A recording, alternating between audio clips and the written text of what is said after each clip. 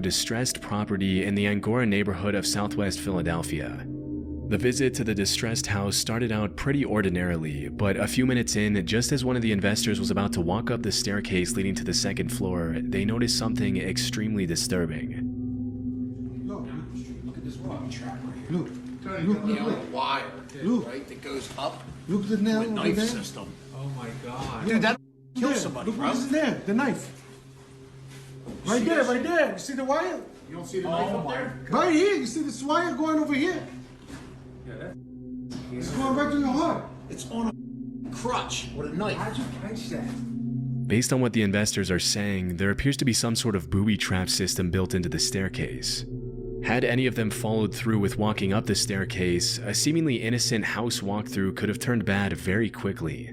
After analyzing the booby trap for a few minutes, they decided to activate it to see what would have happened to the investor if he had continued climbing the flight of stairs.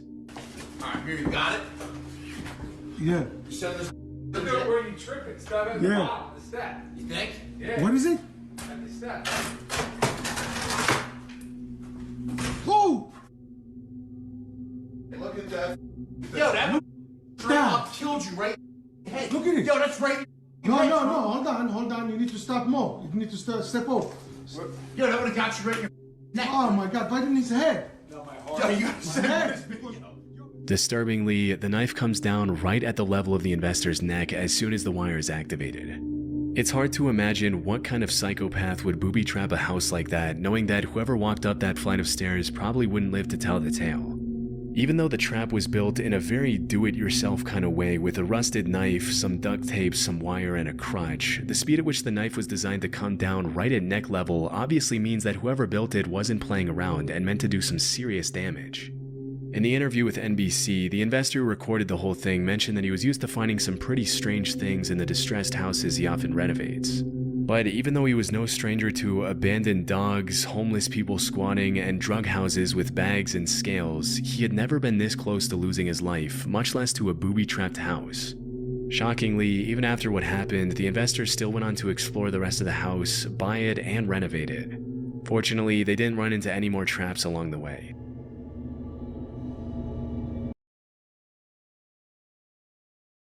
My research, the school that was featured in the video was William A. Wirt High School in Gary, Indiana, located less than a mile from Lake Michigan.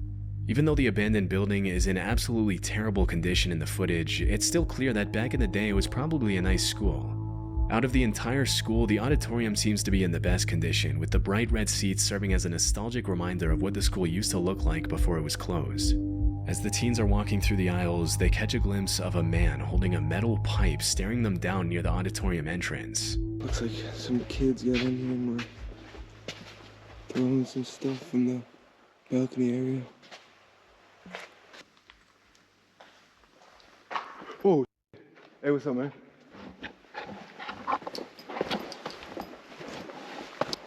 You want us to get on out of here? Hey, we'll leave, bro. We'll leave, all right? Come on.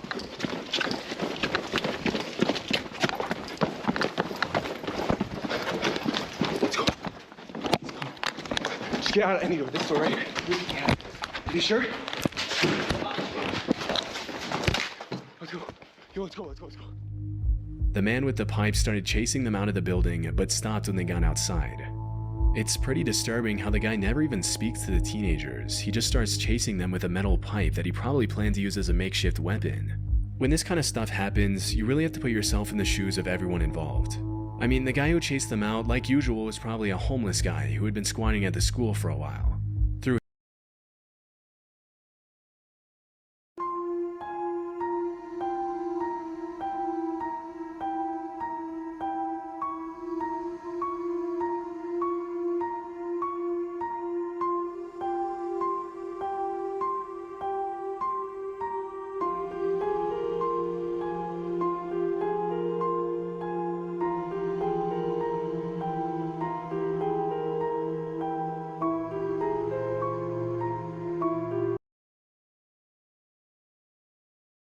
abandoned. In 2019, John set out to explore the occult mansion alone at night, but things didn't go exactly as he planned.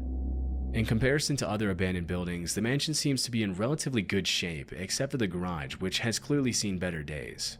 About 5 minutes into the exploration, John starts to hear strange noises upstairs, but they seem to quiet down as soon as he climbs the set of stairs. Okay, guys, I think I've been hearing stuff upstairs, but I'm hoping, and I mean this, I really hope that it's paranormal and not someone freaking in here.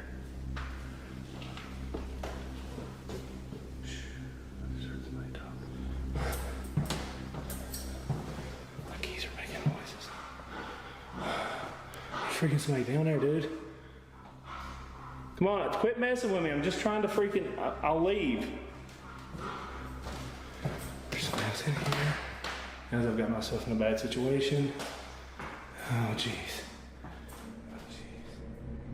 Disturbingly, as he walks around upstairs, the noises can be heard again, even louder this time, leading John to think that perhaps someone else is in there messing with him. Although he mentions loudly to whoever is in there with him that his only intention is to explore and that he doesn't want to bother anyone, whoever was making the noise doesn't respond and continues hiding. The noises stop for a couple minutes, but then something terrifying happens. It's Ford open. Oh my god, Freelander. Hello? Is there somebody here? I'm not here to bother or rob anything. I was just here exploring. I thought it was a band. Oh, God. Oh, God.